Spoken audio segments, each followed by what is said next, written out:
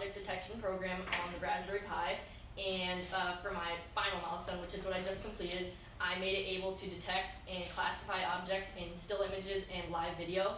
Today I'm going to demo the live video because the still image is kind of boring. So a little demo, I have this high contrast board here with my cell phone and a pair of scissors on it, and if you look closely you should be able to see them come up on the screen. Woo!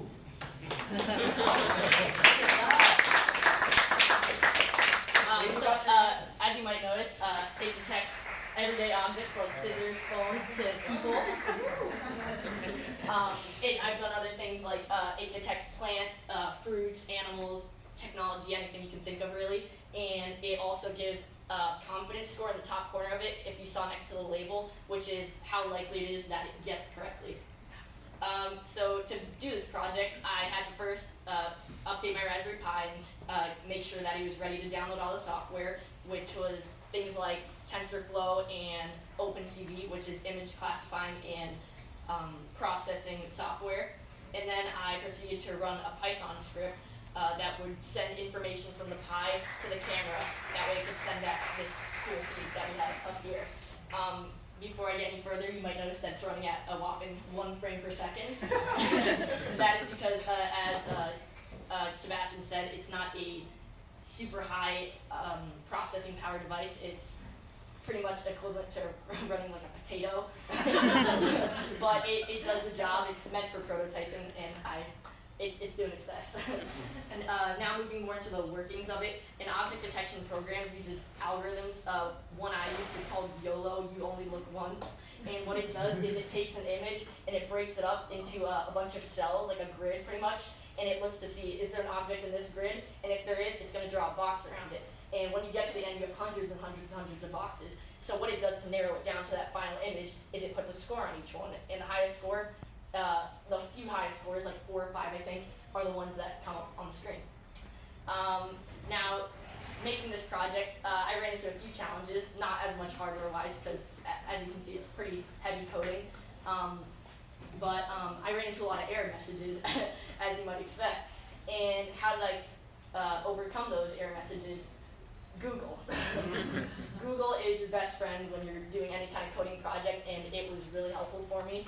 As a person who likes to do a lot of Python at-home projects, I need to know how to narrow down variables, figure out what my issue is, and use the proper Google searches. So I would say that was a really huge takeaway from here. It really helped me practice that kind of independence and using Google as a resource. And overall, this was just a really great learning experience. Not only did I get to use a Raspberry Pi, my starter project was also using an Arduino, so I got to learn that interface as well. And yeah, I learned a lot. Thank you.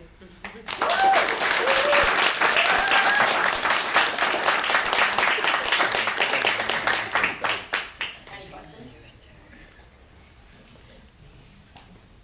So how exactly did you get the image to be taken by this machine? Would you take apart a camera? What did you do? No, so pretty much there's these things online called Raspberry Pi camera modules, which are designed for this Raspberry Pi, and you just plug it into this port over here, and then run a script that has the proper code to pull up live video. What was your average confidence score overall? Average confidence score, the trained model that I use, which is, I didn't really get into the model, but a model is pretty much a bunch of neural networks, so it's kind of like a human brain, and that over time it learns what is what, and the more images you feed into that model, the better idea it gets of what a person looks like or what a pair of scissors looks like.